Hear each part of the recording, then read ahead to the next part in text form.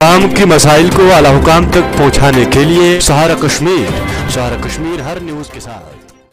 आप लोगों का बहुत बहुत शुक्रिया है कि आप लोगों को मैंने आज यहाँ पे प्रेस कॉन्फ्रेंस के लिए बुलाया, तो आप यहाँ पे आए अपना कीमती टाइम देते हुए आप लोगों का बहुत बहुत शुक्रिया। क्योंकि मुझे लगता है कि जो यहाँ पे एडमिनिस्ट्रेशन है या यहाँ की सरकार है, उसके बाद लास्ट पे सुनने वाले मीडिया ही होता है, तो इसलिए मैं आप लोगों का बहुत बहुत शुक्रिया करता हूँ।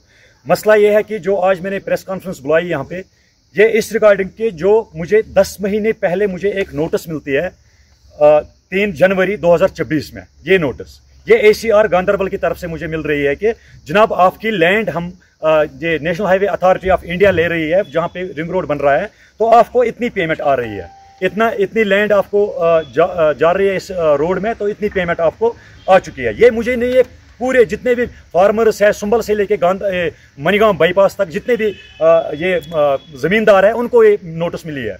तो बदकिस्मती की वजह से जो वहाँ पे जितने भी ज़मींदार हैं सबको, खुसूसन मैं इस जो सर्वे नंबर 109 है इसकी बात करूँगा, क्योंकि मेरा भी लैंड इसी में है। तो इस 109 में जितने भी ज़मींदार हैं सबको पेमेंट मिल चुकी है 3 महीने के बाद। 10 महीने पहले पेमेंट आ चुकी है डीसी ऑफिस गांधरबल के जो इनका अकाउंट होता है उसके अकाउंट में आई है नेशनल हाईवे अथॉरिटी की जानिब से। तो इन्होंने सबकी पेमेंट रिलीज की है और ये एक पेमेंट इन्होंने रिलीज नहीं किया।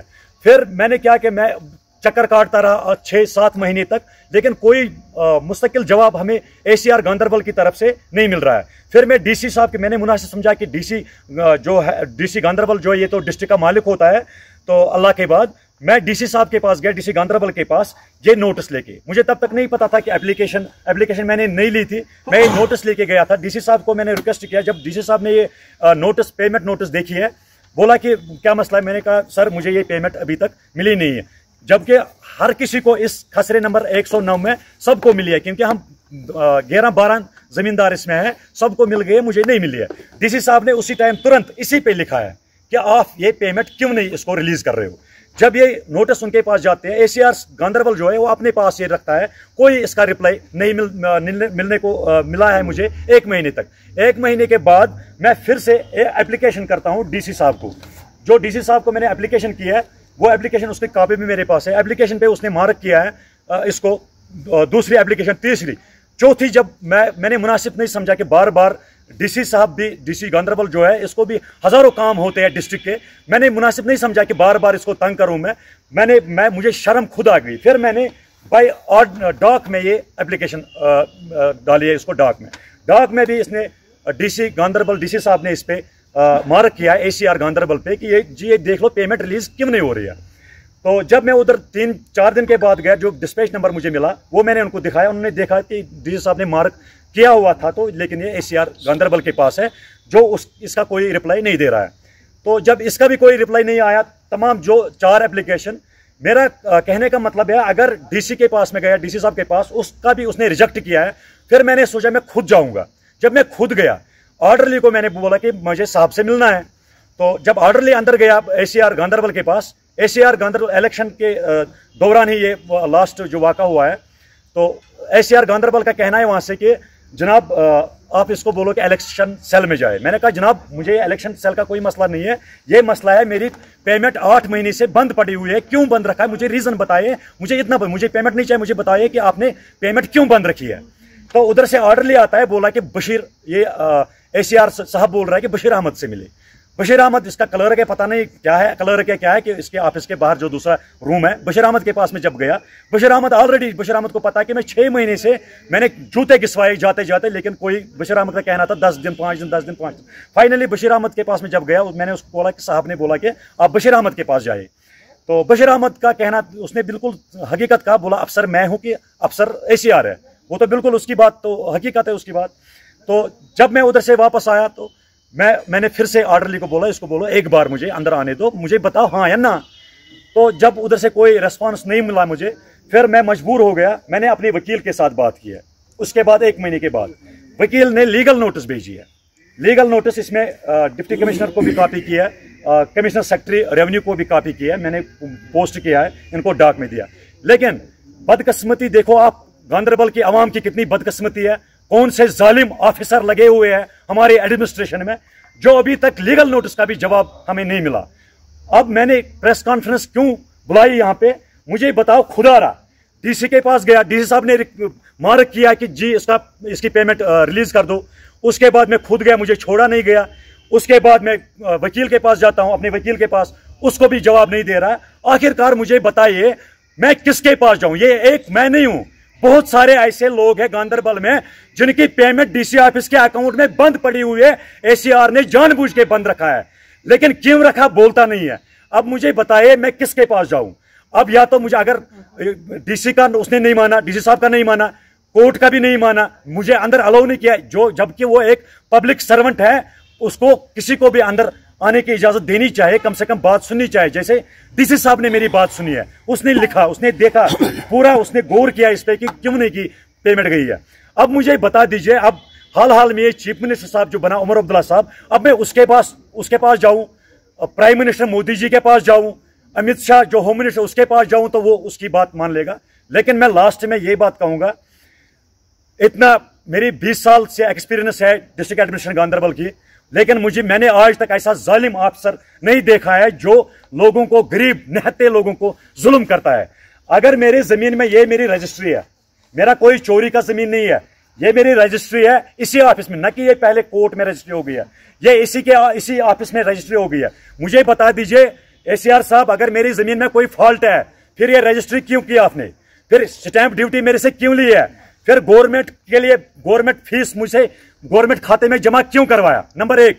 नंबर 2, अगर मेरे जमीन में कोई प्रॉब्लम है, ये नोटिस क्यों मुझे मिली है 1 जनवरी को, 3 जनवरी को, क्या आपकी पेमेंट इतनी आ गई है? नंबर 4, अगर मेरे जमीन में कोई प्रॉब्लम है, national highway authority of India को आपने मेरे जमीन का रिकॉर्ड क्यों भेजा है? उनसे मेरी जमीन की पेमेंट ली है, वो अपने पास रखी है, मुझे इस चीज का जवाब दीजिए। अगर इसके बावजूद भी मेरी जमीन गलत है, इसमें कोई फॉल्ट है, मुझे वो स्टाम्प पेपर, जो मैंने स्टाम्प ड्यूटी लगाई है, वो पैसे मुझे वापस कर दो। जो मैंने गवर्नमेंट खाते में रजिस्ट्री फीस जमा किया है, वो मुझे वापस कर लो। लेकिन लास्ट में कहूंगा कि यहाँ पे अल्लाह के सिवा कोई सुनने वाला नहीं है, लेकिन हम उम्मीद करते हैं जो आज नई सरकार बनी है हमारी जम्मू कश्मीर में, मैं उनसे रिक्वेस्ट अपील करता हूं मैं उनको कि ये मैं एक नहीं हूं, ये बहुत सारे ऐसे बंदे हैं जिनको एसीआर गांधरबल ने हिरास करके रखा है। वो उन लोगों के मुंह में जबान नहीं है, लेकिन अल्लाह ताला ने मेरे मुंह में जबान दी है, मैं इसके लिए आवाज उठाऊंगा। चौथा चीज है कि जब ये नोटिस मुझे मिल गई है, नोटिस के 4 दिन बाद मुझे बताया गया है कि आप अकाउंट अपना खोल लीजिए एक्सिस बैंक में। मुझे बता दीजिए ये एक्सिस बैंक में क्यों मैं खाता मैंने खोल दिया। जो भी उनने मेरे से फॉर्मेलिटी मांगी है, मैंने वो फॉर्मेलिटी दे दी है। उन्होंने बोला कि एक्सिस बैंक में खाता खोलो, मैंने एक्सिस बैंक में भी खाता खोला, जबकि मेरा अकाउंट जेके बैंक में चल रहा था, तो मैंने एक्सिस बैंक में भी खाता खोला। लेकिन आज तक 10 महीने कंप्लीट हो चुके हैं, लेकिन आज तक वो अकाउंट वैसा पड़ा हुआ है जिस दिन मैंने वो खोला है। लेकिन बड़ी अफसोस की बात है, बड़ी शर्म की बात है, हमारे अब मजलूम आवाम के साथ कैसा इस्तेसाल किया जा रहा है गांधरबल में। के बाद मैं इसमें थोड़ा कुछ और ऐड करना चाहूँगा, क्योंकि मैं भी इस जो रिंग रोड है सुंबल से लेके वाइल तक, इसमें मैं भी एक इफेक्ट हुआ हूँ, तो मैं भी एक स्टेक होल्डर हूँ। मेरी भी ज़मीन चली गई और मेरा स्ट्रक्चर भी इसमें डैमेज हो रहा है। देखिए, ये तो रही शौकत साहब की बात इंडिविजुअली, तो मैं बहसत यहाँ पे एक रिप्रेजेंटेटिव, जो मैं बारसू जो ट्रेड यूनियन है उसका प्रेसिडेंट भी हूँ, तो लाजमन ये चीज़ मुझ पे एक फ़र्ज़ बनता है कि मैं उनकी आवाज़ भी आप तक, आपके माध्यम से गवर्नमेंट तक पहुँचाऊँ। क्योंकि ज़मीन तो हमारी चली गई, 1 साल पहले हमारी असेसमेंट हुई थी वहाँ पे, ज़मीन का जो भी इनका फॉर्मेलिटी था वो तो हो गया, कुछ ज़मींदार इसमें रह गए थे, उसमें मैं भी हूँ। तो पिछले 1 साल से मैं उनके ऑफिस में जा रहा हूँ, तो वो बता रहे हैं कि ये एडिशनल कुछ लैंड एडिशनलिटी में आपका है, लेकिन 1 साल से हमारे जो असेसमेंट वगैरह जो पैसे मिलने थे वो अभी तक नहीं मिले। और ना इसमें जो हमारा जो स्ट्रक्चर जो इफेक्ट हुआ है इसमें, उसमें खाली जो R&B की जो फॉर्मेलिटीज़ थी वो तो कंप्लीट हो गई है, उन्होंने एस्टिमेट भी सारा बना दिया है, एस्टिमेट वगैरह भी बना दिए है, लेकिन सारा अभी हमारे जो ACR ऑफिस जो हमारा है उसमें बिल्कुल पेंडिंग पड़ा हुआ 1 साल से। तो मैं आपकी वसादत से गवर्नमेंट ऑफ इंडिया और गवर्नमेंट ऑफ जो जम्मू एंड कश्मीर जो रिसेंटली गवर्नमेंट बनी है, चाहे वो LG एडमिनिस्ट्रेशन भी हो या हमारी डिस्ट्रिक्ट एडमिनिस्ट्रेशन हो, इसमें मैं एक चीज़ ऐड करना चाहूँगा। शुक्र गुजार हैं हम डिप्टी कमिश्नर गांधरबल के, बर वक्त उसने उनके पास हम जब भी गए तो उनका पॉजिटिव रेस्पॉन्स मिला। लेकिन जो कंसर्न जो अथॉरिटीज़ है, जो रेवेन्यू अथॉरिटीज़ यहाँ पे कंसर्न है, तो मुझे नहीं लगता उनकी तरफ से एक कोई माकूल हमें जवाब मिलता है। और इसमें ये चीज़ है कि ना हमारी पेमेंट, ज़मीन की पेमेंट अभी तक आई, ना हमारे जो स्ट्रक्चर है उनकी पेमेंट आई, और उस सबसे बड़ा जो मसला है जो दुकानदार इफेक्ट हुआ है इसमें। तो बराबर मैं सुंबल से लेके वाइल तक जो भी दुकानदार है उनकी तरफ से मैं यहाँ पे आपके कानून तक की बात पहुँचाना चाहूँगा कि उनका जो उनका डैमेज हुआ है, जो उनका जो जिनके दुकान उठ रहे हैं, उनको जो मुआवजा मिलना था अभी तक उनको मुआवजा असेसमेंट नहीं हुई। देखिए, मैं आपको इसमें एक चीज़ बताऊंगा, 3/7/2024 को एक ऑर्डर निकला है गवर्नमेंट यहाँ डिप्टी कमिश्नर गांधरबल के ऑफिस से कि इनकी असेसमेंट की जाए दुकानदारों की, लेकिन अभी तक बदकिस्मती ये है कि अभी तक वो ऑर्डर ही है, उसमें कोई असेसमेंट नहीं हुई। और रिसेंटली 2-3 दिन पहले मैं इसमें एक कमेटी बनी थी जिसको हेड कर रही है जो कंगन की हमारी SDM साहिबा है, और उनको चेयरमैन बनाया गया था इस कमेटी में, जो असेसमेंट कमेटी है। तो मैं 2-3 दिन पहले उनके पास गया था। एक और उनके यहाँ से एक ऑर्डर निकला है जो कंसर्न जो इसमें मेंबर्स वगैरह थे, उनके नाम पे एक ऑर्डर गया है कि इसमें असेसमेंट, लेकिन मुझे नहीं लगता अभी तक उनकी तरफ से कोई ऐसी कोई चीज़ हुई, कोई ऐसी बात हुई, कोई हरकत हुई। तो मैं आपकी वसादत से government of Jammu and Kashmir, जो हमारे CM रिसेंटली बने उमर साहब, और जो हमारे LG साहब है, और हमारे जो डिप्टी कमिश्नर साहब है, उनकी नोटिस में आपकी वसादत से ये बात पहुंचाना चाहता हूं कि वो इस मामले में जो रिंग रोड है, इस रिंग रोड हमारी शान है, हमने रिंग रोड को बनाने के लिए हमने खुशी इजहार की, लेकिन जो इसमें इफेक्ट हुए हैं बेचारे गरीब जो दुकानदार है, चाहे वो कोई भी लैंडलॉर्ड हो, तो उनकी भी सुनी जाए, उनका भी जितना भी मुआवजा बनता है जल्द से जल्द उनके अकाउंट में चला जाना चाहिए। क्यों गवर्नमेंट इसमें डिले करती है? क्यों जो हमारी अथॉरिटीज़ है, रेवेन्यू अथॉरिटीज़ इसमें डिले करती है? क्या इसमें कोई उनका कोई इंटरेस्ट है? तो अगर नहीं है तो वो जल्द से जल्द वो जो पैसा है उनके पास वो ज़मींदारों या दुकानदारों के अकाउंट में पहुंचाए, तो ताकि दुकानदार कोई दूसरा काम जो इफेक्ट हुआ कोई दूसरा काम स्टार्ट करे, या कोई ज़मींदार जो कोई दूसरी जगह कोई बगीचा का बाग ले कहीं ज़मीन का टुकड़ा ले जिस पे अपनी वो खेती बाड़ी कर सके। Thank you very much.